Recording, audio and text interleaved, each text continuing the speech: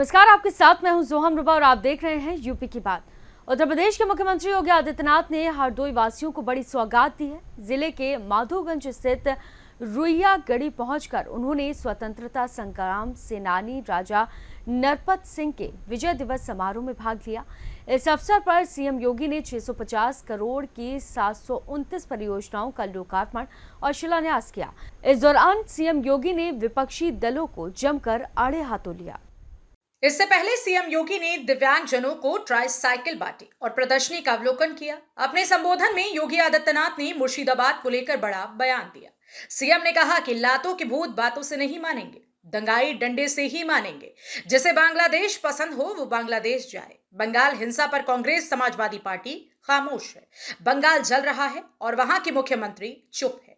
दंगाइयों को शांति दूत कहती है। सेक्युलरिज्म के नाम पर दंगाइयों को खुली छूट दे दी है।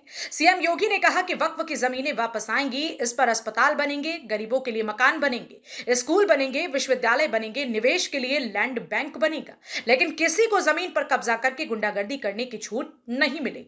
आप देख रहे होंगे बंगाल जल रहा है, वहां की मुख्यमंत्री चुप है, दंगाइयों को शांति दूत कहती है। अरे लातों के भूत बातों से कहां मानने वाले हैं। लेकिन सेकुलरिज्म के नाम पर इन लोगों ने दंगाइयों को दंगा करने की पूरी छूट दे रखी है। पूरा मुर्शिदाबाद पिछले एक सप्ताह से चल रहा है, सरकार मौन है। बहनों और भाइयों, इस प्रकार की अराजकता पे लगाम लगनी चाहिए। इस दौरान मुख्यमंत्री ने कहा कि प्रधानमंत्री नरेंद्र मोदी के नेतृत्व में विकास की गंगा को आगे बढ़ाया जा रहा है। पिछली सरकारों पर हमला बोलते हुए कहा कि पहले सरकारों में अव्यवस्था थी, रोजगार का अभाव था, रोजी रोटी के लिए लोगों को बाहर जाना पड़ता था। आज लोगों को उत्तर प्रदेश में ही रोजगार मिलने की संभावना बड़ी है। आज यूपी में बड़े स्तर पर निवेश बढ़ रहा है और प्रदेश की तस्वीर बदल रही है। बहनों और भाइयों, ये मेरा सौभाग्य है कि जिनके शौर्य और पराक्रम के कारण आज हम सब स्वतंत्रता का उपभोग कर पा रहे हैं, अपने विकास की योजनाओं को आगे बढ़ा पा रहे हैं। उन महान स्वतंत्रता संग्राम सेनानियों का स्मरण इस प्रकार के विजय उत्सव के माध्यम से हमें करने का सौभाग्य प्राप्त हो रहा है। बहनों और भाइयों, इस अवसर पर हम लोग हरदोई के अंदर आए हैं।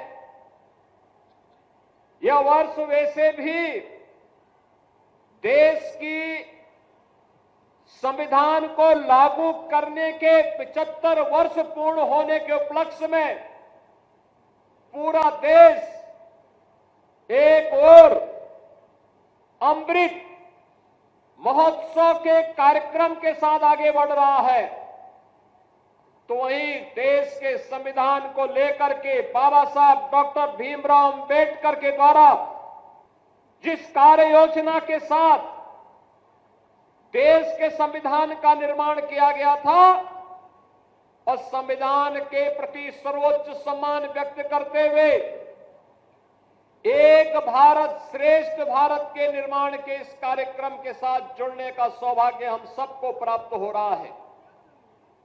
बहनों और भाइयों, दुनिया के अंदर अगर आज भारत सबसे बड़ा लोकतंत्र है तो भारत के संविधान के कारण, बाबा साहब डॉक्टर भीमराव अंबेडकर के द्वारा दिए गए संविधान के कारण उत्तर से लेकर दक्षिण तक, पूरब से पश्चिम तक 140 करोड़ का भारतीय एक भारत श्रेष्ठ भारत के निर्माण के साथ अब विकसित भारत की परिकल्पना को प्रधानमंत्री मोदी जी के नेतृत्व में आगे बढ़ाने के लिए प्रतिबद्ध दिखाई दे रहा है।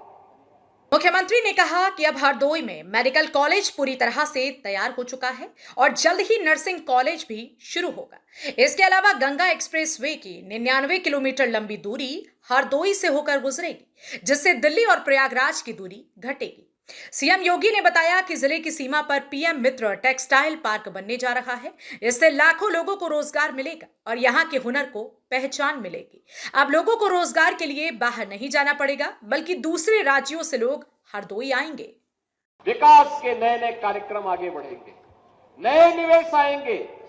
पीएम मित्रा टेक्सटाइल पार्क यहीं बनने जा रहा है, किसी जनपद की सीमा पर बनने जा रहा है। पीएम मित्रा टेक्सटाइल पार्क का मतलब लाखों नौजवानों के लिए नौकरी और रोजगार की सुविधा आप ही के जनपद में प्राप्त होगी। वैसे भी मैं मलावा का टेक्सटाइल देख रहा था, कितना शानदार यहां की कारीगरी है, कितना शानदार तरीके से यहां की बुनकरी है और कितना अच्छा कपड़ा का कार्य यहां पे होता है। लेकिन जब टेक्सटाइल पार्क बनेगा तो इनके हुनर को भी काम मिलेगा और साथ साथ यहां के नौजवानों को, जो लोग अब तक कार्य के लिए पंजाब जाते हैं, सूरत जाते हैं, उन्हें वहां नहीं जाना पड़ेगा, बल्कि अन्य देश भर के लोगों को रोजगार के लिए आपकी हरदोई में आना पड़ेगा। बहनों और भाइयों, महाराजा नरपत सिंह की इस पावन धरा पर जो तालाब है, पक्षी विहार के रूप में सरकार इसको विकसित करेगी, इसको बेहतर कनेक्टिविटी के साथ जोड़ेगी, बेहतर कनेक्टिविटी होगी। याद करिए, ये डबल इंजन की सरकार है। डबल इंजन की सरकार विरासत का भी सम्मान करती है और विकास को भी आगे बढ़ाती है।